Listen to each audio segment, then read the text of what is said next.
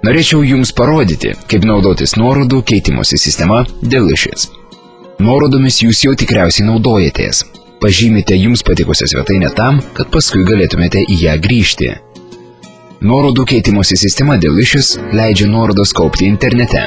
Jomis bus galima naudotis iš bet kurio kompiuterio, be to jos niekur nedings, net jei ir kiltų problemų su naršykle.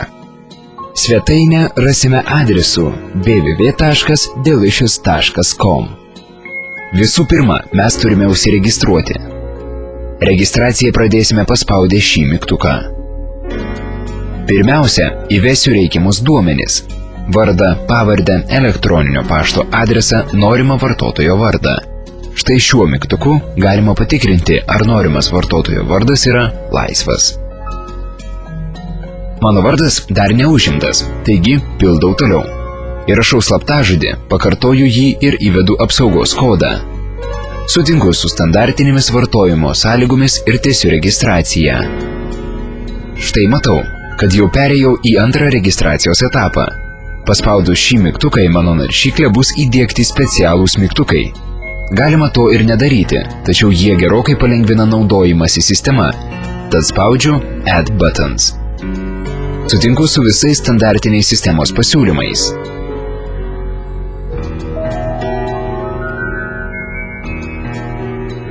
Tai paskutinis registracijos etapas. Jau turimų nuorodų perkeliamas iš naršyklės į Delicious sistemą.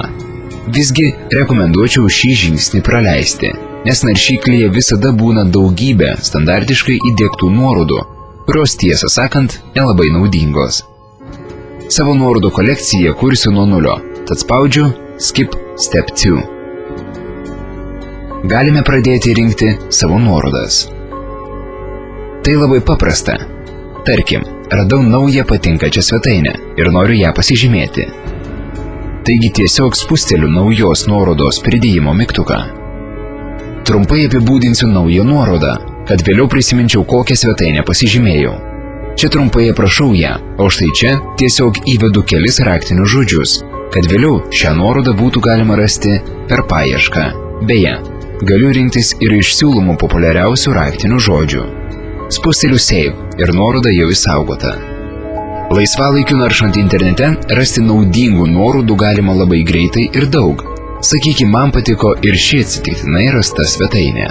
Dar vienas būdas įsaugoti nuorodą – tiesiog spustelėti klaviatūros mygtuko kombinaciją Ctrl ir D. Vėl pasižymiu kelias pastabas ir įsaugau nuorodą.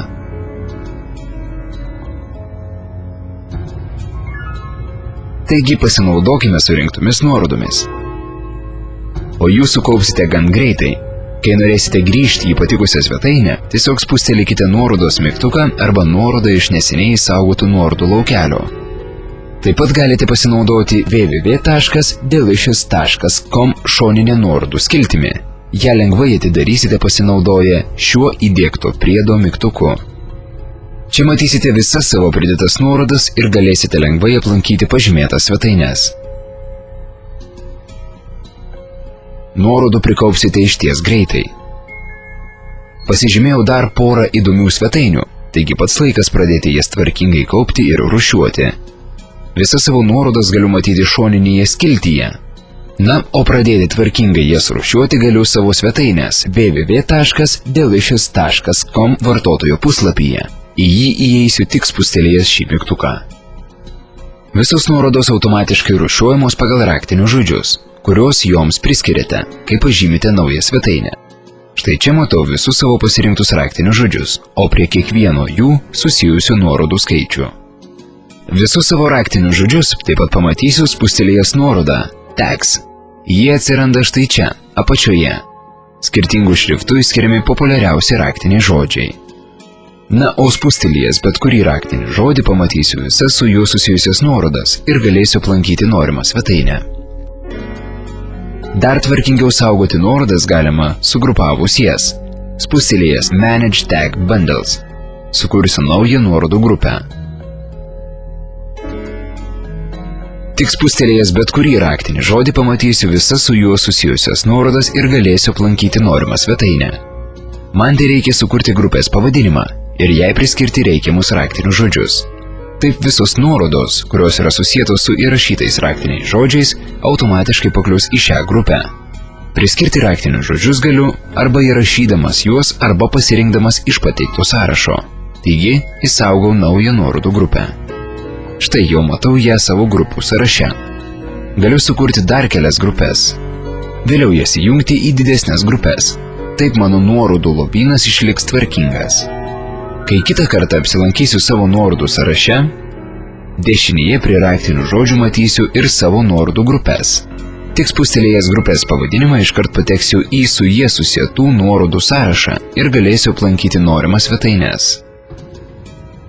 Nuorodas galima rinkti tik savo arba leisti jomis naudotis ir kitiems. Pridėdamas naują nuorodą ir palikdamas šį laukelį nepažymėtą, leidžiu savo nuorodas rasti kitiems svetainės www.delicious.com vartotojams. Nepamirškite pažymėti šios varnelės, jei norite, kad nuoroda liktų privati.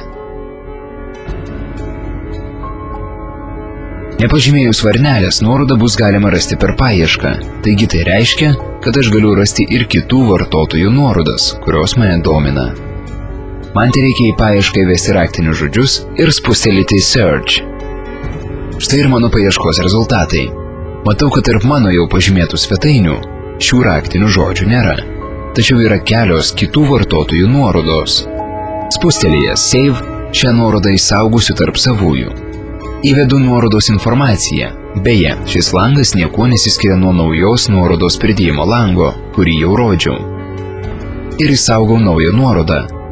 Galiu įsaugoti ir kitus paieškos rezultatus arba pasirinkti su paieškos rezultatais susijusias žymes.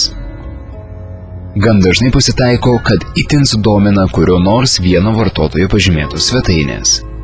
Štai čia matau, kad visi trys mane dominę paieškos rezultatai yra įkelti to paties vartotojo. Aš labai norėčiau ir toliau sekti jo įkeliamas nuorodas. Spustelėjęs vartotojo vardą galiu matyti visas jo pažymėtas svetainės, bet to galiu jas įsaugoti lygiai taip pat, kaip ir iš paieškos rezultatų. Norėdamas nuolat sekti šio vartotojo įkeliamas nuorodas, tiesiog prijungsiu jį prie stebimų vartotojų tinklo. Tam spaudžiu šią nuorodą. Man tereikia patvirtinti savo pasirinkimą. Ir šis vartotojas jau mano vartotojų sąraše. Pridėjęs daugiau vartotojų, šį sąrašą galiu peržiūrėti pasirinkęs nuorodą Network.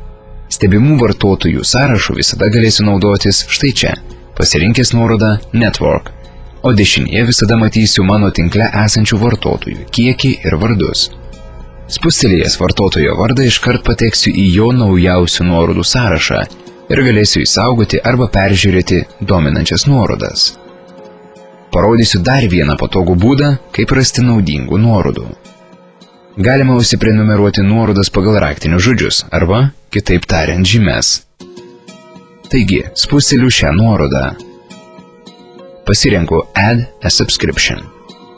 Nieko nelaukęs įvedu norimą žymę. Po trumpos paieškos matau su šia žyme susijusių nuorodų sąrašą. Iš jo galiu rinktis dominančias nuorodas ir įsaugoti jas prie savųjų. Teliko įvesti norimą žymę. Lygiai taip pat, kaip ir sekant vartotojų nuorodas, prie nuorodų sekimo pagal žymes galiu bet kada grįžti iš šių nuorodų įsirinkęs Subscriptions. Taigi galėsiu grįžti prie nuolat atnaujinamo ir su jomis susijusių nuorodų sąrašo. Na, parodžiau jums pagrindinės svetainės www.delicious.com funkcijas. Tačiau be abejo, ši svetainė dar turi kuo jūs nustebinti. Ji tikrai gerokai patogesnė ir naudingesnė nei standartinė įdiegta naršyklėje.